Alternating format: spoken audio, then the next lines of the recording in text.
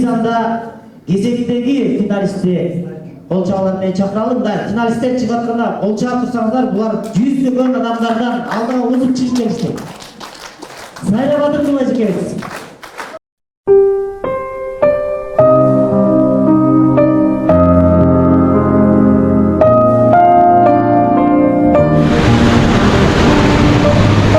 Суунун шарпылдаган добушун жакшы көрөм.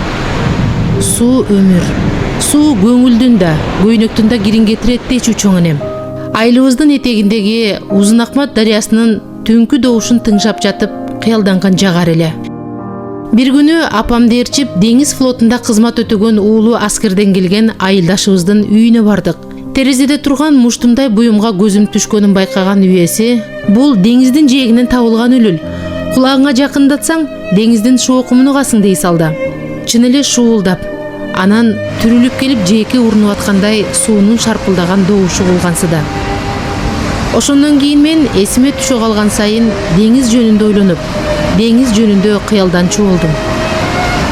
Деңиз мага чексиз кенен, түпсүз терең, арзу айтсаң мелтире угуп боюңду тазарткан, көп кырдуу, көп сырдуу, анан табышмактуу сезилчү.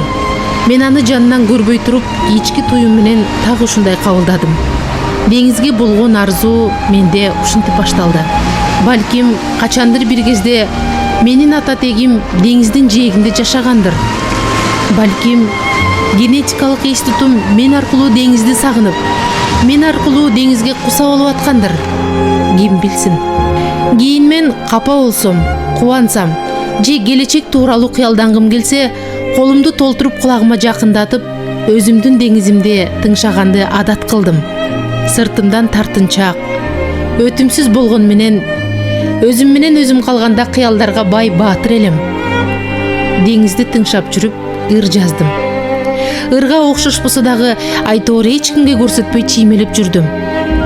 Ошол жол, ошол ичимдеги деңиз мени чыгармачылык деген дүйнөгө жетелеп келди. Арасында чыгармачылыктагы деңиздей чексиз экен. Мен анын бир жээгинде өз рызкымды издедим. Алгач актёрдук кесип алдым, сахна менен тааныштым. Бирок көп себептерден улам театрды таштоого туура келди. Көрсө, ар бир адам жараткан буйруган ырыскысын ар жерден мээнет кылып терип жейт тура. Каалоом менен эмес, турмуштук муктаждыктардан улам театрдан четтегениме таарынып, көп жыл ыйладым. Анткени менен тагдырга рахмат. Кийин мен театрга драма менен кайтып бардым. Ал эми жаңы багытымда болсо, мен микрофон, эфир менен эри шаркак болдум. Радиодо жүрүп, каректе калган издер деген чыгарма жазып, прозага баш багып көрдүм. Ыр жыйнагыма болсо, өзүм кыялдангандай деңиз дүйнө деген аталыш ыйгардым. Жашоодо ар кимдин өзүнүн чама чаркына чакталуу деңизи, өзүнө ылайык тереңдиги болот экен. Чакан ыр жыйнактын ичиндеги азынооло кырлар бул менин деңизим. Баса, бала күндөн күткөн чыныгы деңизге мен жакында гана жолуктум. Деңиз менен жолугууну канча ирет романтикалуу элестеткен элем. Бирок жагдай таптакыр башкача болду. Өмүрдө кокус болгон бороон чапкын, күтүлбөгөн бурулуштардан коркот элем. Бул жолу турмуш сыноосун жалгыз өзүм тосууга туура келди. Деңиз жээгинде туруп, өзүм ааламга алып келген 4 балам үчүн өзүмө өмүр гана сурай алдым. Денем да, жаным да сыздаган күндөрдө сабыр күтүп деңиздей көтөрүмдүү, токтоо болууга аракет кылдым. Эртеңкиге эч кимде кепилдик жок. Ар бир күндү баалай билели.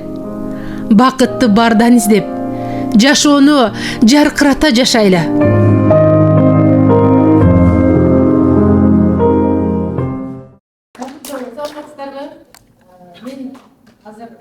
Мен аялмын деген менен баштагым келип атат.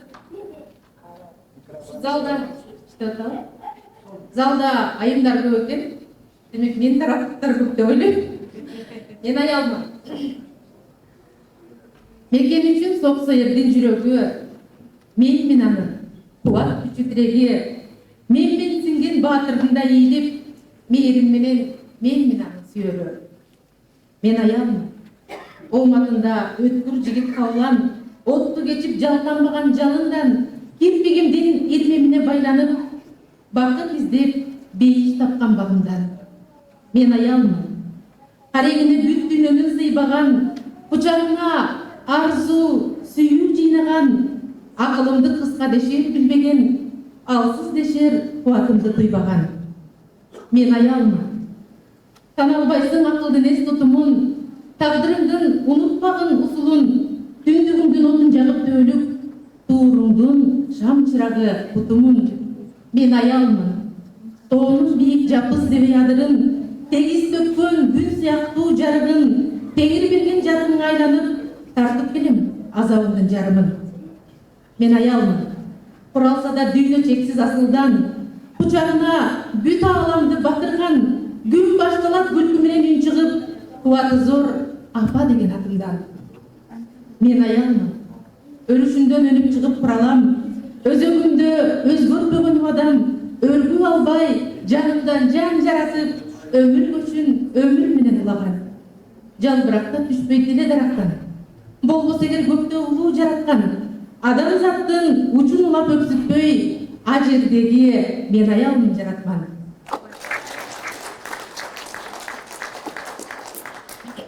Аял болуу улуу шубак экен, апа болуу чоң тажрыйба, анан жоопкерчилик экен.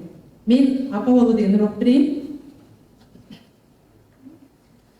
Аял болуу, аяр болуу, жар болуу, түгөй болуу кыйын десем алганга, азабы көп, милдет арбын миң ирет, апа болуу кыйын экен андан да. Кыш баяздуу, же көктөм бүкүлдөгөн, ар бир таңда кошой конгон күн менен апалардын түгөнбөгөн түйшүгүн өзүм апа болмоюнча билбегем. Эң дагысын калкан кылып атамдын, эк балалык түрүн жасап катанын, тентек элем эркелиги чекте жок, азыр өзүм тентектерге апамын. Мени тартып чарчаса да күлөмүм, бүтүндүгүн тилеп бүгүн бүлөөмдүн, жараткандын жакшылыгын көп сурап, төрт балама төрт бөлүнөт жүрөгүм.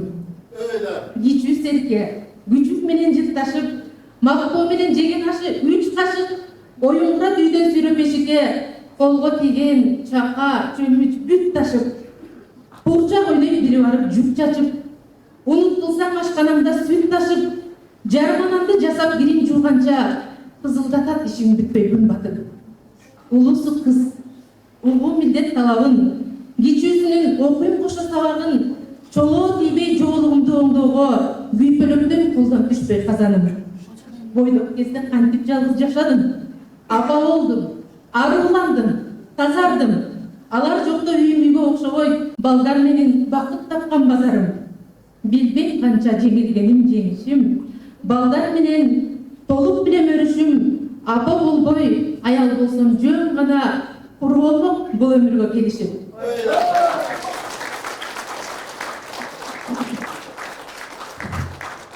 Аялдарды алсыз дегендерге дайыма таарынам. Аялдар күчтүү.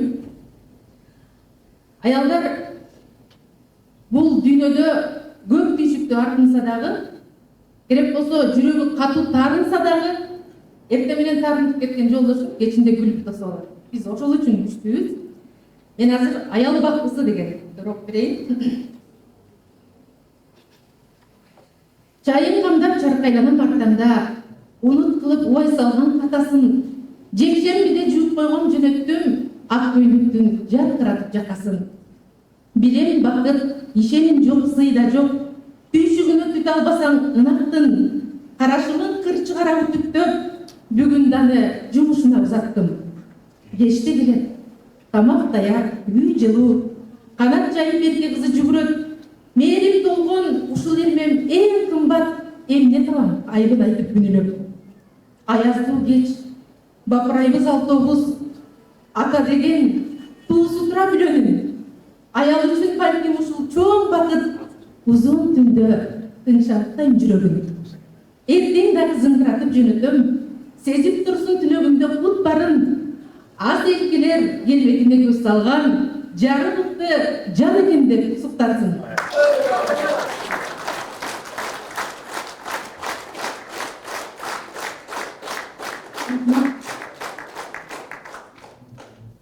Негизи жашоодо аял болуу кыйын болсо, акын аял болуу андан экеси кыйын.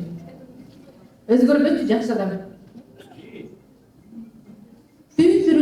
таңдың сезбей атқанын, түйшік тартып, uyku көрбей жазғаным, түшінсі да түпөйді тарылып, қауап бір көп ішке кетті алғаным. Күнөө бір іш жасағандай жақпаған, кеште келсе Аминаға ақтанам. Көпөлөктөй чарқайланып қинаға көпті барып, ананараң ақталам.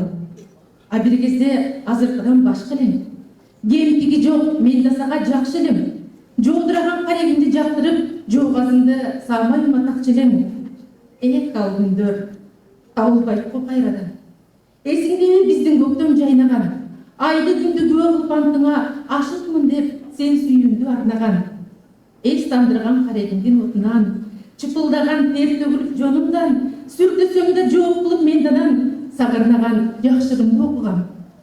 Асылдығың айтып сенің дүйнөнін, бүткөн кезде ақыр қысап сүйлөмім, алидесте бүгінкіне ескірбей, ақыным деп маңдайымда сүйгөнің. Жар сақчыдай қорып жүріп башқадан, алып кеттің анам гүлдүү бақчаман, жарым болдым, барын саға тапшырып, түшініп тіпті көнерім жазбасам. Білесің ғой, сендей мені кім білет? Экөөбүздү бириктирген бир тилек. Сүйем мырды так өзүңдү сүйгөндөй, ырга, сага согот менде бир жүрөк. Бирде борон, бирде төгүп акчаан, бүлбүлдөтүп, элгин кетсе шам жагам. Сен ушундай сүйчелең көзүңдү, өзгөрбөчү, өтүнөрүм жакшадан. Балалык болгондон кийин дагы балалык сагынат экенсиң. Мен ошо балалыкты сагынган кезде жазган ырымды окуп берейин. Балалык. Күндөр өтүп жаткан кезде саналып, күн нурунун мээри менен жаралып, бакыт менен ырыскыны ээрчитип, биз жашаган үйгө келди балалык. Мен көргөндөн дагы далай жашарып, майрамына бараткандай жасанып, мезгилдердин арасынан суурулуп, мен жашаган үйгө келди балалык. Эшик ачтым, коногума ынадым, эсен кеткиз, эски досум, ынагым, эрке кызым уртунан нур төгүп, тунук күлкү шаңга толду турагым. Жок болсо да бүгүн бантик чачымда, жолун бүткөн кылып алып камылга, жакшы күндүн жарчысындай балалык, өзүмдө эмес болсо дагы жанымда. Бой жеткени өкүт кылган азына, бүгүн болсо босогумда, кашымда. Кур келбептер курчун ачып балалык, төргө төктү, күмүш күлкү чачыла. Кадырлуусуң, төр сеники коногум, кубанычка балдарымды ородуң. Кезек алып, амен болсо апамдан, балдарыма айтып берем жомогун. Кезек алып, амен болсо апамдан, балдарыма айтып берем жомогун. Балалыкты олай курбаган. Өтө кыялчы кыз элем, бирок ушунчалык тартынчаак болчумун бала кезден эле. Ошо балалыкты эстегенде жазылганы балалыктын аманатын сактаган, бир баштыкка баты бараң батпаган, дүниемде адатым бар алып чыгып, анда-санда өткөн күнгө каттаган. Ойноп кыял, үмүт жанган күттөрдөн, орундачу далай тилек түптөлгөн, ооматтуу ал баяу кездин бактысын ошол баштык мени менен бүт көргөн. Санасы жок күндөрүмдү бүт билген, салгычына сансыз кыял жүктөлгөн, барактары үлчөгөн саргайып, бүгүн андан бир каттаттым бүктөлгөн. Бажырайган карегимде кулпурган, балалыктын изи өчүп уртумдан, күйпөлөктөп күн кечирип таң тосуп, каттын эси эчак эле унутулган. Ачынында тыйышпаган курбелек, бир айылда, бир көчөдө турчу элек, кызыгына батып алып, талай кыялдардын мунарасын курчу элек. Ортобузга коюп алып таттуубуз, максаттарды ак баракка жазчубуз, баарын ылдам аткарууга ашыгып, кызыктанан чоң дүйнөгө шашчубуз. Шарактатып тагып түйшүк чачпагын, кайдан билдик турмуш бизди калчаарын, бала кезде бат болсо да пеңсеген, а мен азыр чоң дүйнөдөн чарчадым. Сен чукурбум, кандай сен абалың, аткардыңбы балалыктын талабын, өкүмүгүч өмүр сени уйпалап, өзгөртпүсө экен нурдуу жамалың. Эсиңдеби? Шайыр элек, курч элек, тоо жаңыртып оон созгон ырчы элек, сакта кылып үстү тегиз чоң ташты ырдап, бийлеп, анан жыргап күлчү элек. азырча билбейм такырга барым. Балким батып кандай атат таңдарың, балким мени сен да эстен чыгардың, алаксытып күйшүк анам балдарым. Жарок ерда назигери жүрөгүң, жаркып турсун, бакыт толуп түнөгүң, жылдар гүл карабызда турса да, асыл курбум амандыгын тилейин.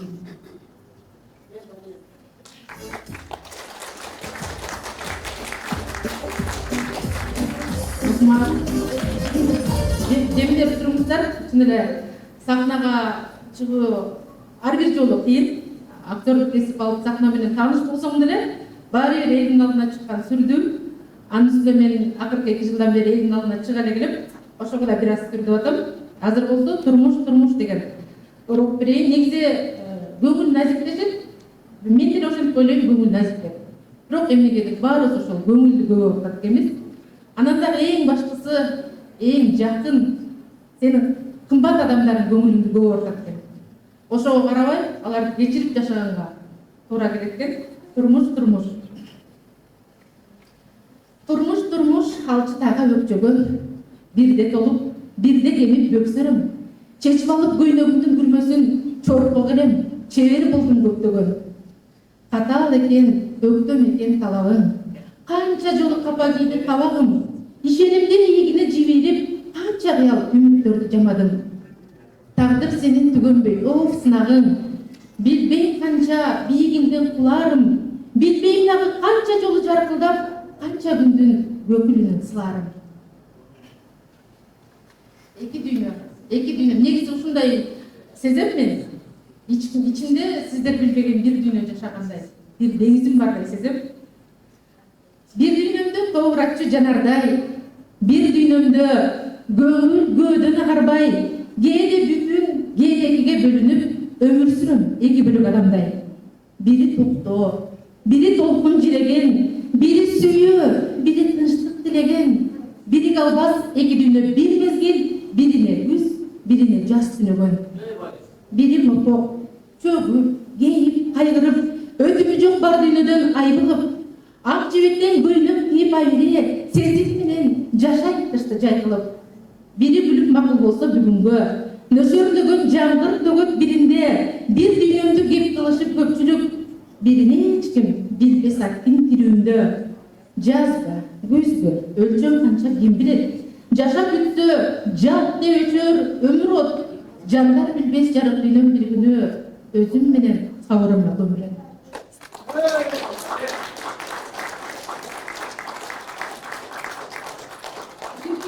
Турмуштан ар кандай учурларда сүйүнүп, өксүп жашап атканда сезимдер гана адамга өзөк болуп жашагынды келтирет экен. Бир күнү биринчиден кат келди. Кат. Салам жакшы жүрөсүзбү жай гана, баягы сиз, баягы үй жар бала, баягыдай турган чыгар өзгөрбөй, сиз жашаган шарапаттуу чоң бала. Сурап барым, козгоп эски жараны, кат жазыпсыз, удургутуп сананы, ооба жакшы дегенге да бирок дей албадым. Баягы мен баягы, ооба ошол бойдон көөдөнүм, токтой элек түштү көргөнүм, жаңырпадым жаз болуп, жаңырса да жашыл кызыл көйнөгүм. Таарынычты унутулбас шар эле, баягы мен, баягымын дагы эле, кайрабаштан жугартынды жүрөгүм, айытканда жаратынан жак эле.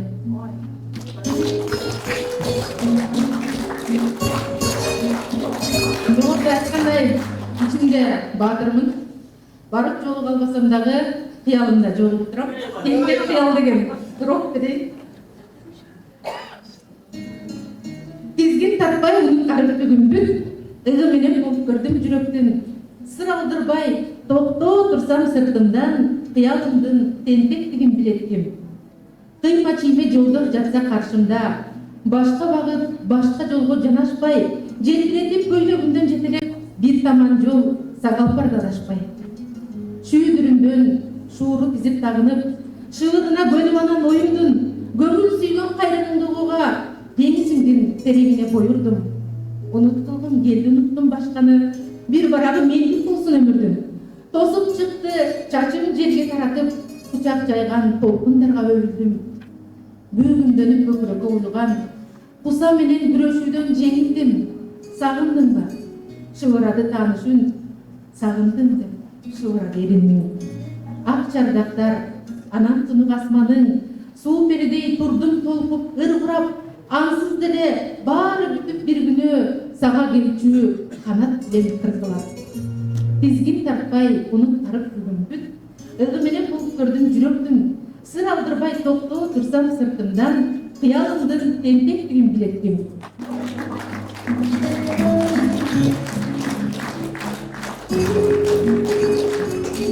Мен жетпеген оттуу кала. Мен жетпеген оттуу кала. Анан сиз катар учкан ак чардактар көп менен шыбыр үндөр, жашыл жайгак гүлдөр, жомок сымал түстүү түштүү көп көрөм. Жылдыз толгон түнкү асман, анан мен жалын жалбыр караңгыны өртөгөн, уйку бербей убай салып түбү жок томчук турган узун түндү жек көрөм.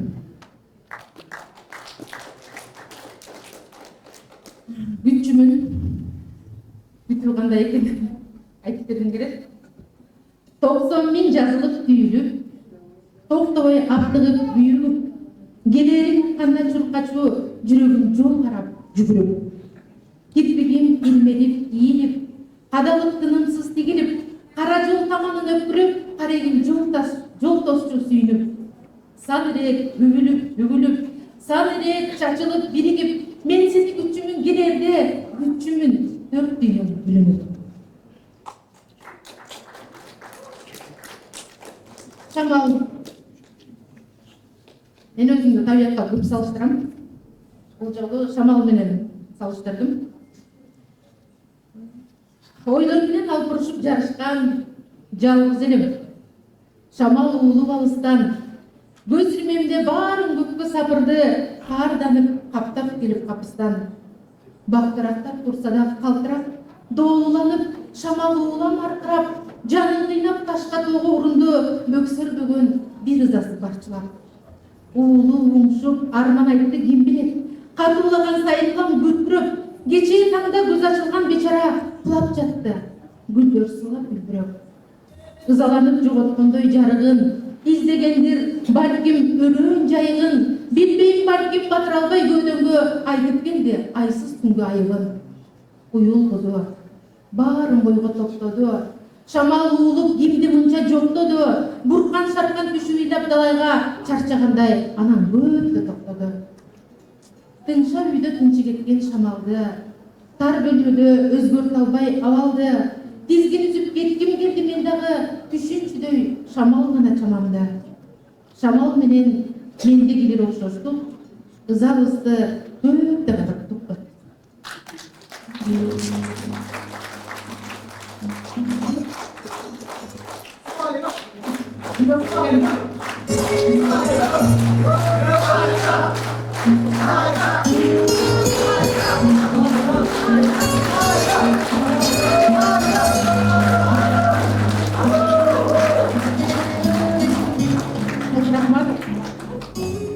Ушундай көз ирмемде, ушундай силердин алдыңарда ыр окуганды акыркы 2 жылдай салындым.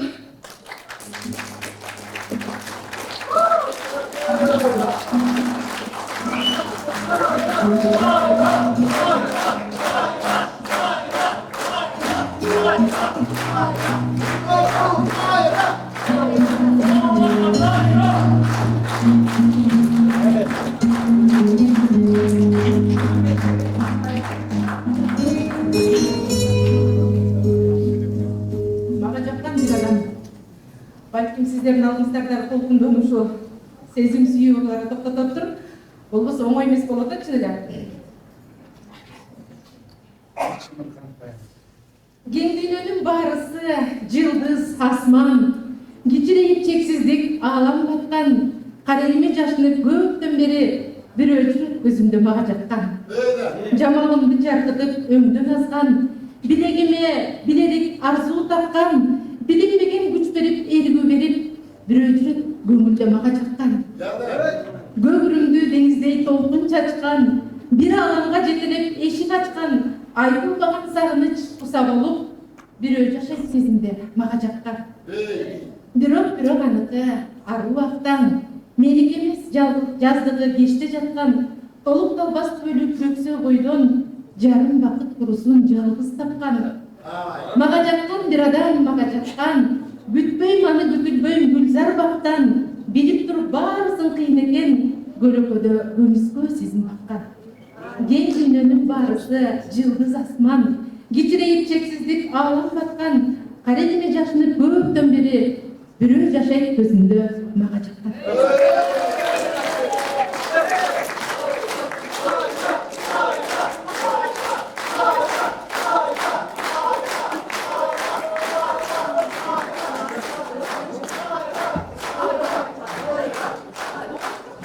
Бар жаныбегибизди аңсап керек ушундай сезимдерди тарткулаган Сайра жекем аман болсун, өмүрү узун болсун, өзүнүн башынан дагы көптөгөн сыноолорду өткөрүп, эң бир оор сыноолу жеңип чыкты. Эже көп жашаңыз. Поэзиянын керемети ушунда экен. Сенин жүрөк түкпүрүңдөгү сүйүүңдү, дартыңды, кубанычыңдын бардыгын кайра адамдарга алып чыгып, бардыгынын кубанычына, кайгысына айландыра алат экенсиң. Бүгүн биз чыныгы поэзиянын күбөсү болуп турабыз. Баарыбыз бүтүн бир жүрөк болуп согуп атабыз. Демек, бүгүнкү фестиваль өзүнүн максатына жетип атат. Туурабы? Туура, албетте ушунча адам бир күлөбүз, бир ыйлайбыз, баардыгыбыздын жүрөгүбүз бирдей согуп, бирдей дем алып атабыз.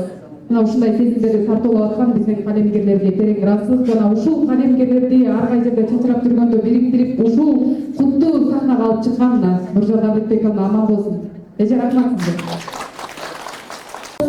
Мына эми ошентип жүрөктү дүкүлдөткөн кечебиздин эң маанилүү мүнөттөрүнө келип жеттик окшойт. Эми болгондор болгоп жүрөктү дүкүлдөп атышат. Келиңиздер, мына ушундай фестивалдын эң бир кульминациясы, эң бир жагымдуу учуру, эң бир жүрөк толкунаткан мезгил ушул. Биздин фестивалдын баш байгесинин ээсин аныктап бериш үчүн, тагыраак аныкталган, жарыялап коюш үчүн Чыныбай Турсунбеков фондунун президенти, Акун компаниялар тобунун башкы директору Нуржан Тентибишеваны, жана Улуттук жазуучулар союзунун төрагасы Каныбек Иманалиевди, кыргыз эл акыны Кожогелди Култегинди бул жакка чакырып коюуга уруксат этиңиздер. Чыныбай Турсунбеков атындагы адабий сыйлыкка жарыяланган 4-чү республикалык поэзия сынагынын жеңүүчүсү, Чыныбай Турсунбеков атындагы адабий сыйлыктын лауреаты, гран-принин ээси Сайра Батыркулова. Сайра Батыркулова! Сайра эжеге келатат. Келиңиз Сайра эже. 100 000 сом. Ата эместерик берет диплом. Ушундай маанилүү учурда музыкабыз каяка жоголту дейм да. Элдин кол чабуулары музыка болсун гана. Сайра Батыркулова жекебиз чыныгы кыргыз аялдар поэзиясынын 21-чи кылымдагы өкүлү. Каныбек айтат, келечектин токтогул сыйлыгына жетиш деп. Кол чабуулар кыйкырабыз Сайра эжеге. Коштойбуз. Чыныгы жеңүүчү.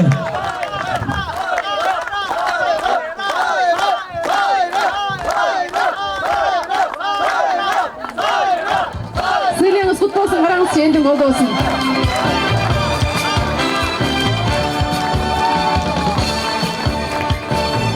Сайра, мынакей ошол ушу жерде жалпы фестивалга катышуучу катары 250 киши отурат. Булардын эң негизгиси ушул 6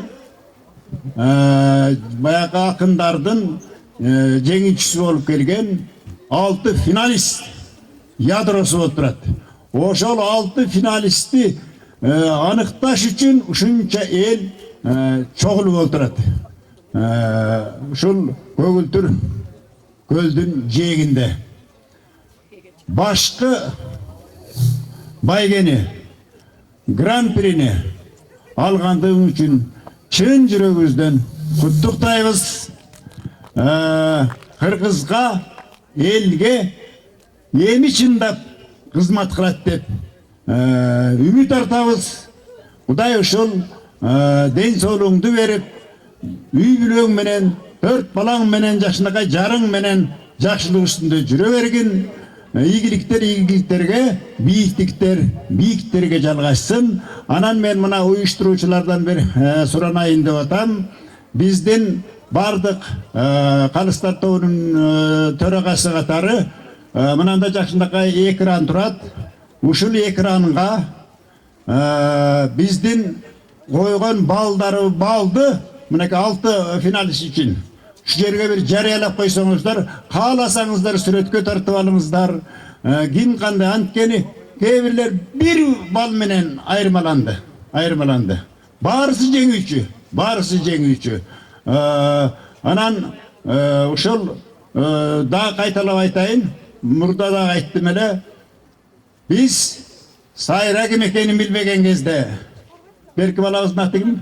Канат ким экенин билбеген, баягы фамилиясы аты жок келген кезде, Жылдызбек ким экенин мындай аты коюлбай келген ырларды окуган кезде номер менен гана келген.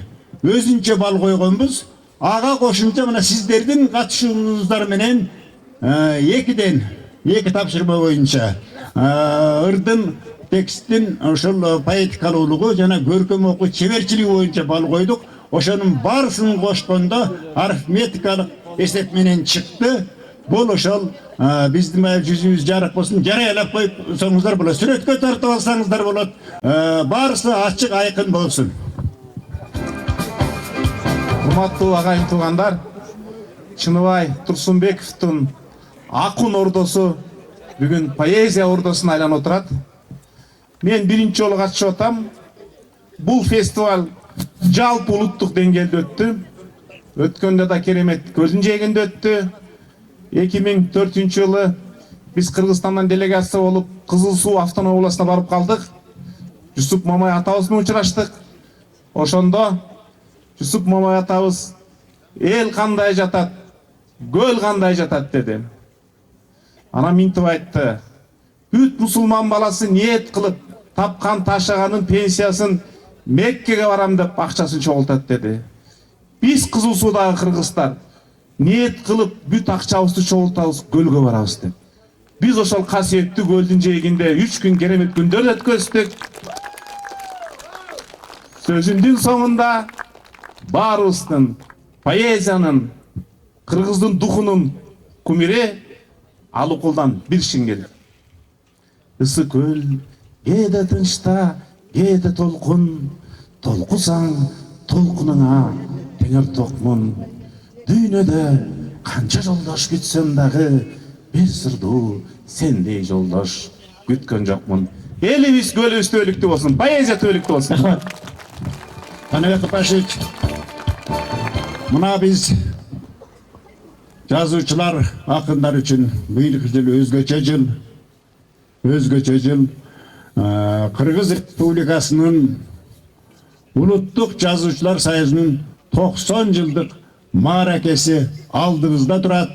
Мына 90 жылдык маараке бүгүн башталды деп мен ойлоп атам.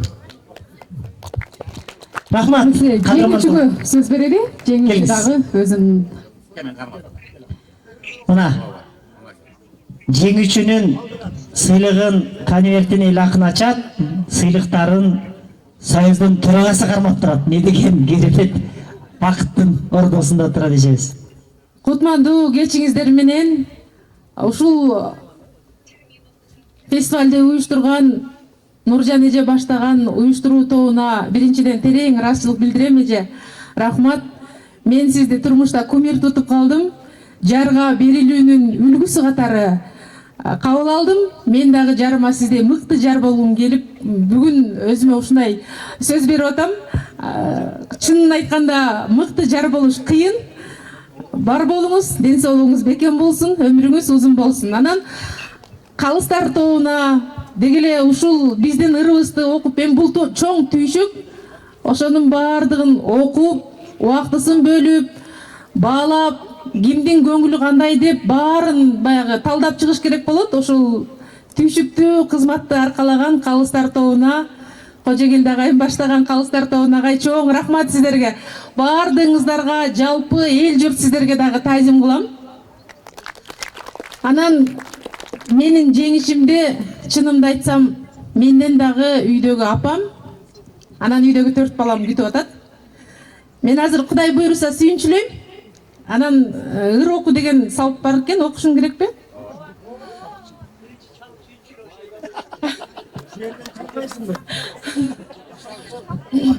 Апам өтө эмоционалдуу киши, айтып коеюн, Айтылуу Коргол Досу уулунун небереси. Анан сөз баалаган адам, ошон үчүн жүрөгүн аяйын, шашпайраак айтайын. Мүмкүн болсо аял бактысы деген ырымды окуп берип коеюн, эми канчалык узук болсо да. Чайын камдап, чарк айланам артаңда, унут кылып убай салган катасын, жекшембиде жууп койгом жөнөттүм, ак көйнөктүн жаркыратып жакасын. Билем бакыт, ишеним жок, сыйда жок, түйшүгүнө түтө албасаң ынактын, карашымын кырчы кара үтүктөп, бүгүн да аны жумушуна узаттым. Кечте келет, тамак даяр, үй жылуу, канат жайып берке кызы жүгүрөт, мээрим толгон ушул ирмем эң кымбат, эмне табам, айбын айтып күнүлөп. Аяздуу кеч, бапырайбыз алтообуз, ата деген туусу тура бүлөнүн, аял үчүн балким ушул чын бакыт, узун түндө тыңшабыктайм жүрөгүн.